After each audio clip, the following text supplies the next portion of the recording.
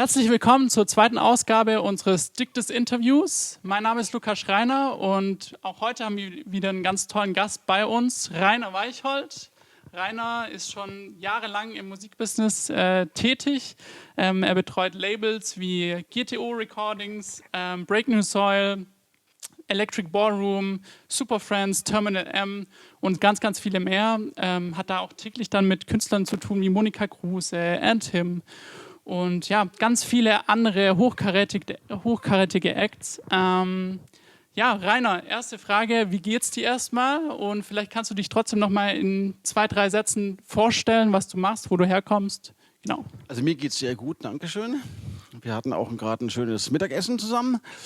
In 2, 3 Sätzen ist es natürlich wenig, aber meine Aufgabe ist es eigentlich bei den Labels, die ich betreue, absolut alles zu machen, außer das A&Ring. Also ich wähle nie aus, welche Musik rauskommt. Das machen immer dann die Hauptkünstler, denen das Label gehört sozusagen. Ich bin dann der Geschäftsführer, der dann das ausübt und ausführt, was dann die Herrschaften sich wünschen als neue Releases. Okay, mega spannend. Jetzt, wie lange machst du das jetzt schon ganz grob? Also in der Musikindustrie selbst bin ich jetzt seit 25 Jahren, würde ich sagen. Ich habe anfangs vielleicht 8 Jahre in Hamburg gearbeitet bei einer großen Promotion-Firma. Da habe ich also nicht selbst irgendwelche Labels betreut und bin danach nach München gezogen, habe da angefangen, Great Stuff mit, sag ich mal, zu gründen und dort A&R und Labelmanager zu sein und habe da vielleicht vor 10 Jahren aufgehört und betreue seitdem viele, viele andere Labels, wie die du genannt hattest. Okay, cool. War das denn schon immer dein Plan, in der Musikindustrie tätig zu werden? War das schon immer deine große Leidenschaft oder hast du eigentlich vorgehabt, irgendwie Bankkaufmann zu werden oder irgendwie einem klassischen Beruf nachzugehen? Also ich habe tatsächlich BWL studiert, ganz klassisch, auch Okay. bis zum Ende, bis zum Diplom, war aber nebenbei DJ und, Okay. war schon immer total ein Musiknerd, also Plattensammler ohne Ende und irgendwann habe ich dann gemerkt, dass man das auch verknüpfen kann, das ist ja auch ein Geschäft sozusagen. Und wurde dann auch selbst Künstler, also hatte dann auch selbst international viel aufgelegt und eigene Platten rausgebracht und dann aber gemerkt, dass mein Talent schon in dem Geschäft, eher in der geschäftlichen Seite liegt und dass es mir einfach sehr liegt, diese administrative Seite der Musikbranche sozusagen auszufüllen. Cool, auf jeden Fall spannend. Aber du hast jetzt auch erwähnt, dass du selber als Künstler und Produzent in dem Fall und letztlich ja auch als DJ, einfach um deine Musik auch zu präsentieren, tätig warst. Würdest du jetzt heutzutage sagen, dass als DJ oder als Künstler per se es wichtig ist, auch ein eigenes Label zu haben? Ich würde sagen, es macht Sinn, ab einem gewissen Stadium in der Karriere sozusagen, wenn man selbst auch auf eigenen Füßen stehen kann und die Marke eines Labels und die Power eines Labels nicht mehr 100% den Schub alleine bringt, um erfolgreiche Veröffentlichungen zu haben, sondern wenn man das auch selbst aus eigener Kraft erledigen kann. Aber das ist wirklich eher, würde ich sagen, in einem späteren Stadium der Laufbahn. Das ist also nicht nur, weil man jetzt mal zweimal Top 5 war bei Beatport, zu sagen, ich bin jetzt hier der große Master und ich mache jetzt ein eigenes Label auf. Das ist, glaube ich, noch nicht dann so weit. Ich meine, heutzutage ist es ja auch super einfach geworden, ein eigenes Label an den Start zu bringen, ohne sich da jetzt auch irgendwie für mehrere Jahre zu verpflichten. Klar, man sollte natürlich irgendwie schon den Plan haben, dann das längerfristig auch zu verfolgen, aber im Endeffekt, ein Label kann ja auch eine Chance sein, einfach die Musik, die vielleicht von größeren Labels vielleicht im ersten Schritt abgelehnt wurde, jetzt vielleicht auch auf eigenem Weg dann herauszubringen. Du hast ja selber auch ein Label gegründet mit Kling Klong Records, hast es jahrelang super erfolgreich geführt. Was waren damals so die Schwierigkeiten oder vielleicht kannst du kurz erzählen, wie es dazu kam? Also es war eigentlich eine gemeinsame Gründung mit einem Freund aus Stuttgart, Martin Eyerer, der eben in diesem Bereich dann war, wo er sagte, jetzt möchte ich mein eigenes Ding haben, um meine eigene Musik zu veröffentlichen und unabhängig sein von anderen Labels und von deren Geschmäckern und von deren Zeitplänen, sondern ich kann dann machen, wann ich es will und wie ich es will und ich bestimme alleine, wie es ausschaut. Und das war im Rahmen von Great Stuff, von der das Münchner Label, war das ein Sublabel, Klinklong. Auch Break New Soil, das Label von Gregor Drescher, war damals ein Sublabel sozusagen von Great Stuff, die ich heute jetzt beide alleine leite sozusagen. Und da Künstler, die viel auf Tour sind und viel im Studio sind und da ihre Kompetenzen haben und ihr Talent haben und da die totalen Chefs sind, auch noch einen weiteren Aspekt, sag ich mal, in ihrer Persönlichkeit brauchen, nämlich der geschäftliche Blick auf die Dinge. Diese Künstler gibt es gar nicht so viele, die das alles auf die Reihe kriegen. Ständig 3 Wochen auf Tour zu sein in Australien und dann nebenbei noch ein Label führen und im Studio performen, das kriegt man oftmals nicht zusammen. Und deswegen ist dann manchmal die Notwendigkeit da, jemanden zu haben, der sich nur um die geschäftlichen Sachen kümmert. Und das ist dann gern mal meine Aufgabe und das ist auch die mir Spaß macht. Cool. Aber wie würdest du dann sagen, sieht dann so dein Day-to-Day-Business aus? Also wie läuft sowas grundsätzlich ab? Also sagen dann praktisch, ich sag jetzt mal Monika Kruse, hey Rainer, ich habe hier ein neues Release, ich würde das gerne an den Start bringen und du übernimmst dann den Rest oder wie sieht das Also gutes Beispiel, aus? Gestern Abend saß ich auf dem Sofa und habe eine Serie geschaut und dann kam eine SMS von Gregor Drescher, der sagte, du Rainer, jetzt ist das Album fertig von mir und seinem Kumpel Peter Dundorf. Ich wusste gar nicht, dass sie ein Album produzieren. Ich wusste, dass sie im Studio sind, aber dass es da um ein Album ging, wusste ich nicht. Also hieß es jetzt, Rainer, jetzt geht's los. Lass uns sprechen. Das heißt, ich weiß, ich muss jetzt nachher noch mit Gregor Drescher sprechen und anfangen, den Plan zu schmieden, wie denn jetzt sein neuestes Album mit seinem Kumpel Peter Dundorf rauskommt, auf dem Label Break New Soil wahrscheinlich. Und da muss man jetzt nicht groß Verträge machen, weil das ja sowieso der Labelchef ist. Bei anderen Künstlern natürlich muss ich erstmal einen Vertrag machen, aber hier geht es darum, sich zu überlegen, wie klingt das Album, wie sieht das Album aus dann visuell gesehen, wann veröffentlichen wir das, mit welchen Singles, in welchem Rhythmus, was ist auf den Singles genau drauf, wie kann man das visuell sich ausdrücken, wie machen wir die Promo, dass möglichst viele Leute davon erfahren. Also das ist jetzt gerade bei einem Album total viel zu tun. Auch &Him werden jetzt dieses Jahr oder haben jetzt angefangen, ihr Debütalbum endlich mal nach 15 Jahren Breaking Karriere News. zu produzieren. Das heißt, albenmäßig geht dann in diesem Jahr schon einiges. Aber ansonsten kriege ich eine E-Mail von Monika Kruse, der Künstler ist CC, Rainer, das seien wir jetzt. Und dann frage ich den Künstler, wie heißt du? Nenn mir deine Adresse. Ich mache dem einen Vertrag fertig, er schickt mir die Pre-Master, ich schicke sie zum Mastern, ich schicke dann die ganzen Details zum Grafiker, dass er ein Artwork macht, fange an mit der Promo, die wir selbst in-house machen, also ohne externe Promo-Agentur, schicke das raus an die ersten wichtigen DJs, beliefer Spotify und Beatport und so weiter mit den Infos, wann das Ding kommt und dass das total heiß ist und wichtig ist und auf jeden Fall in alle Playlisten und Charts und Banner und alles muss. Da sieht man mal erstmal, was da alles dahinter steckt, Ja. weil ich glaube, für Leute da draußen, die einfach noch keine Labelerfahrung haben, die vielleicht nur Künstler sind, in Anführungszeichen nur Künstler sind, für die ist das ja absolutes Neuland und an was man da auch tatsächlich alles denken muss. Und ich glaube, das ist auf jeden Fall ein riesen Mehrwert, wenn man dann jemanden hat wie Rainer, der einfach die Erfahrung auch mitbringt und sich auch mit dem Markt beschäftigt, was gerade up-to-date ist, welche beispielsweise Streaming-Only-Geschichten man releasen muss oder eben was vielleicht nur für den Download-Sektor relevant ist. Und da muss man auch Abrechnungen machen, zum Beispiel, ganz einfach. Das ist auch eine Sache, das wo ist keiner sagt, unangenehm, endlich kann ich mal eine Abrechnung machen. Sondern das ist auch ein Stück weit, muss man sich ein bisschen schubsen.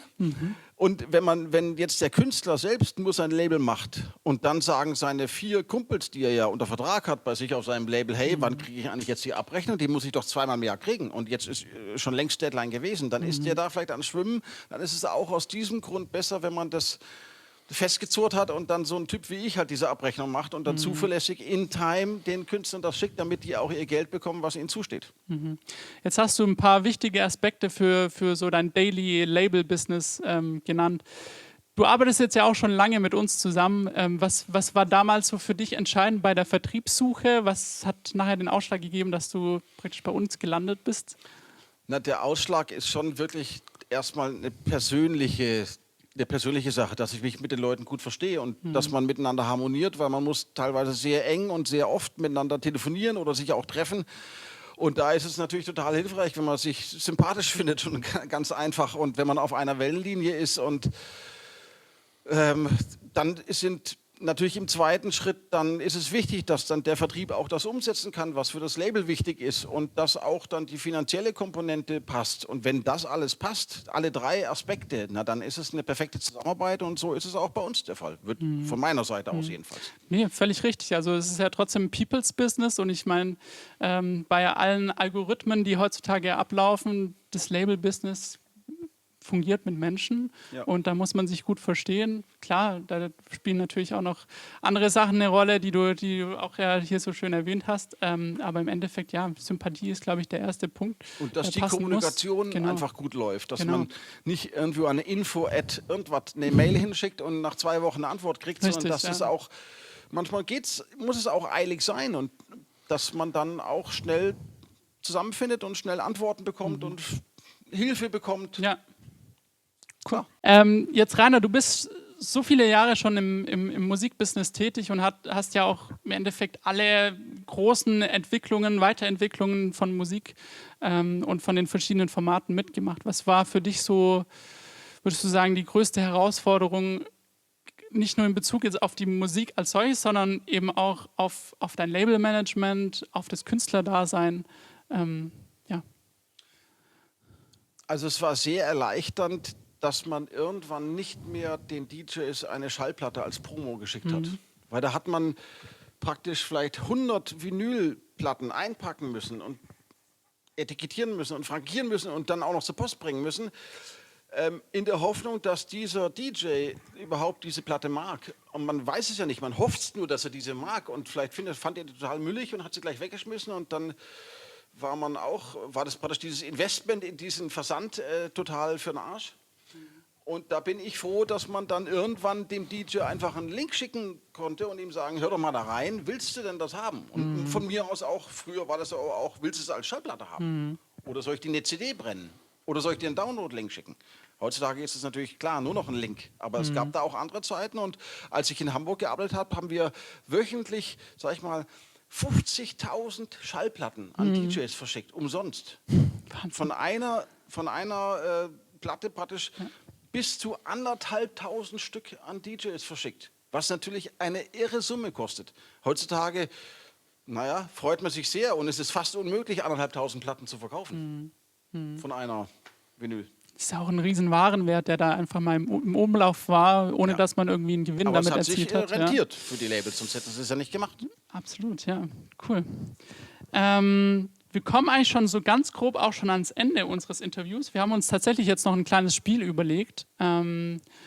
Relativ simpel. Es geht einfach nur um Ja, Nein. Das sind relativ kurze Fragen auch. Sind so ein bisschen auch klischeebehaftet, würde ich fast schon sagen. Du hast hier vorne praktisch einmal Ja und einmal Nein als Schild liegen. Ich würde einfach mal starten. Elektronische Musik war schon immer dein Ding. Ja oder nein? Nein. Okay. Du hast ja schon vorher so ein bisschen erwähnt, ja, mit deiner BWL-Lehre. Ich meine auch musikalisch gesehen, fand ich anfangs Techno und so weiter, was so losging irgendwann in den 90ern, einfach absolute Horrormusik. Ich fand das eiskalt und ich fand das schlimm, weil ich eher so auf Funk und Soul und Hip-Hop eher drauf war und da kam dann so ein kaltes Boom-Boom, hat mich gar nicht gekickt, aber es hat sich geändert. Hat sich sehr geändert. Wann ist das Eis dann gebrochen? Ich würde sagen, das war, als ich zum ersten Mal auf einer Party war von Sven Väth und gemerkt habe, dass das nicht so kalt und so maschinell sein muss, sondern dass da auch Seele drin ist. Cool, interessanter Punkt. Die zweite Frage, elektronische Musik wird immer mehr zum Mainstream. Ich würde sagen, nein. Also ich denke auch, dass Aspekte und Teile von jeglicher Art von Musik immer irgendwo auch dann einen Schritt macht in Popmusik und in Mainstream-Musik. Und klar sind es Teile von elektronischen Grooves, die da eine Rolle spielen, aber genauso kann es ein gekonnten Folk-Gesang und ein schönes Piano sein, was genauso dann in diesem Popsong wichtig ist. Okay. Nächste Frage, ohne Vocals schafft man es nicht mehr in die Charts? Also da muss ich ein klares Nein sagen.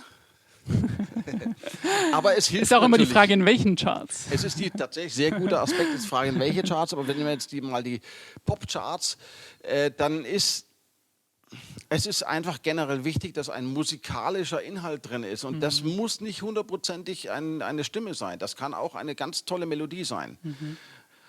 Aber es ist selten. Da Ja, hast du ohne, recht. ohne Frage. ist Gerade so selten. im Mainstream-Bereich ist es natürlich irgendwie gang und gäbe geworden, irgendwie Vocals einzubauen, um einfach nochmal irgendwie so ein Stück weit mehr Mehrwert zu schaffen. Ja. Ob das aber dann im Endeffekt über eine Melodie passiert oder ob das ein starker Gesang ist, das sei mal dahingestellt. Die nächste Frage jetzt als langjähriger DJ, der lange unterwegs war. Nein. Ich sehe schon, es zeichnet sich ein Bild ab. Nee, aber auf Festivals auflegen macht mehr Spaß als in einem Club. Ah ja, war ich ja genau richtig. Ne? Ja, okay. Also nein, das ist auch völlig egal. Ja. Die Nähe zum Publikum in einem kleinen Club ist toll. Man kann die Hand berühren und den Leuten mal was unterschreiben. Und auf dem Festival ist es toll, eine riesen wogende Masse vor sich zu sehen. Also es macht beides Spaß. Es kann auch beides richtig scheiße sein. Ja, das stimmt.